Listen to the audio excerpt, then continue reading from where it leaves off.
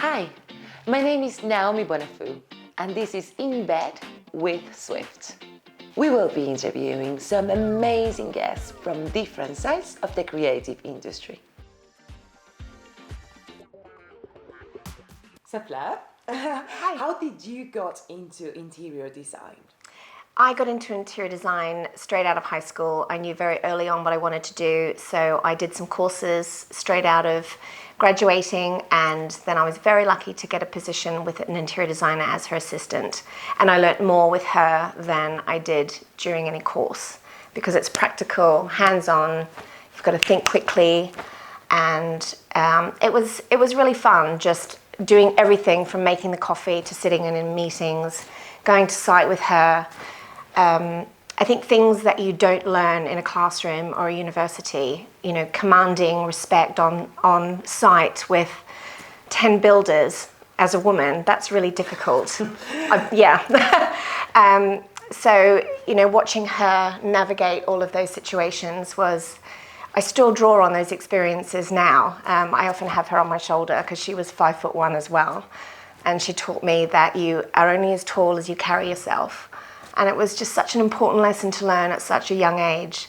So I really think if you want to get into interior design, you should really work with somebody first, and or even a showroom in Chelsea Harbour and learn the industry. By all means, educate yourself, but I think practical experience is really essential. And what's your advice for getting it right when it comes to clashing colours and patterns? Oh, I love clashing colours and patterns, clearly.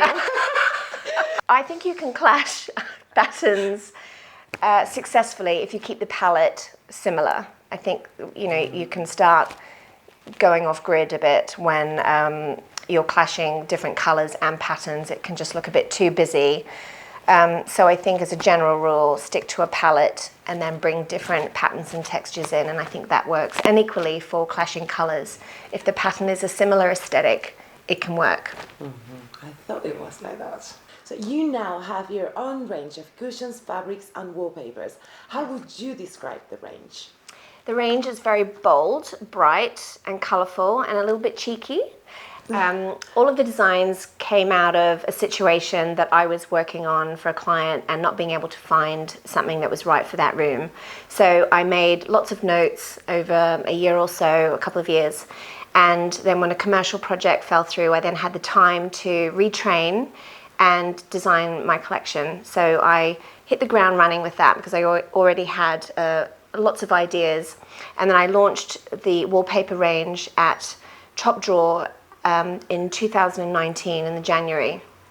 So it's only a couple of years old. And then in the following year, I put the designs on fabrics.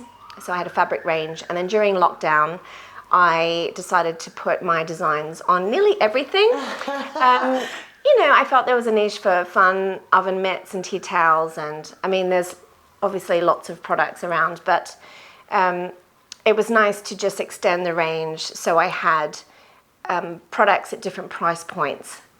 So I've got coffee mugs, trays, sleeping masks, cushions. I've now got deck chairs. That's mine.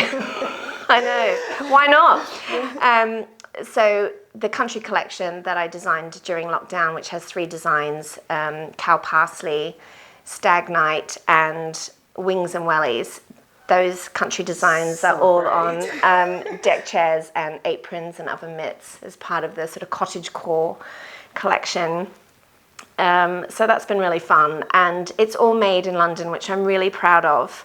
I wanted it to be UK made. It would be a lot cheaper going abroad, and that's easy to do, but I was really passionate about making sure that everything was made here.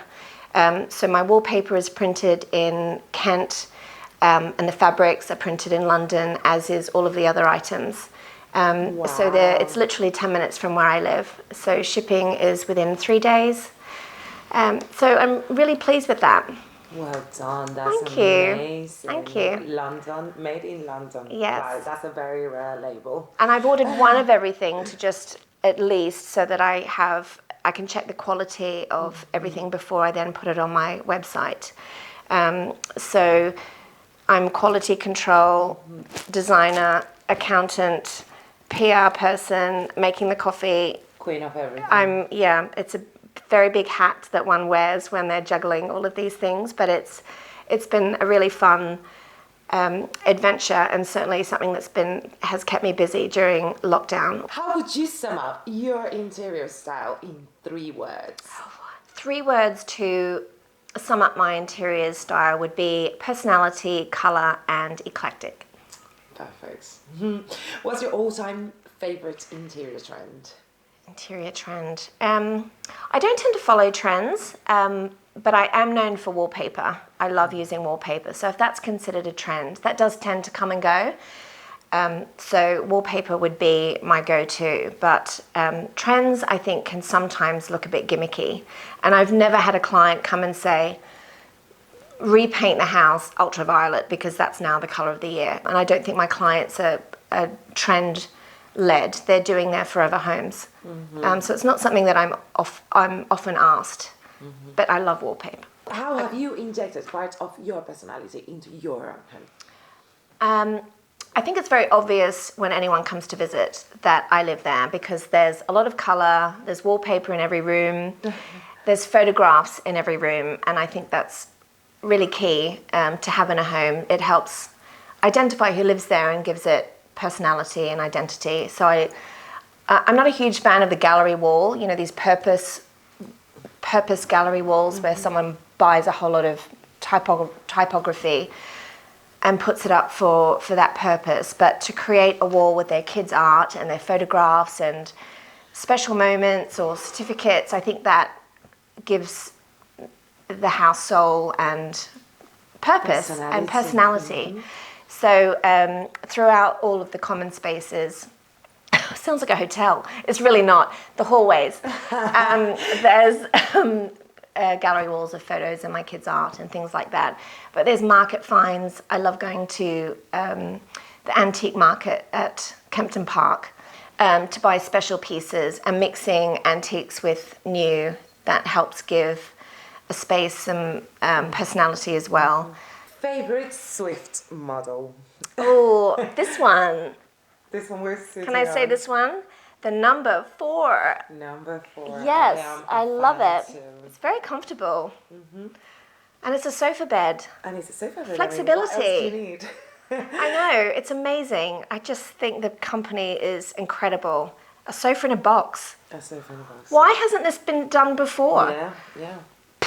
Especially in London, like with I all the know. buildings, all the houses, flats that are up there, you know. Exactly, top, when like... access is always an issue, these small terrace hallways, it's just, seriously, I'm not surprised it's done so well because it's just such an incredible idea, affordable, huge range of fabrics, styles, etc. And now that there's a sofa bed, it's amazing. If you were a cocktail, which would you be? I'd be a floatini. Floatini? I'd be a floatini. What's that? A floatini is usually vodka or gin based, and then any fruit juice you have in the fridge. It's very easy to make and super fun. Amazing. That's amazing. Here we have Fleur for you, ladies and gentlemen. A big thank you to Pat for the beautiful plants, to Bedfolk for the linen bedding, Pookie for the beautiful botanical table lamps, and Abstract Prints for the artwork.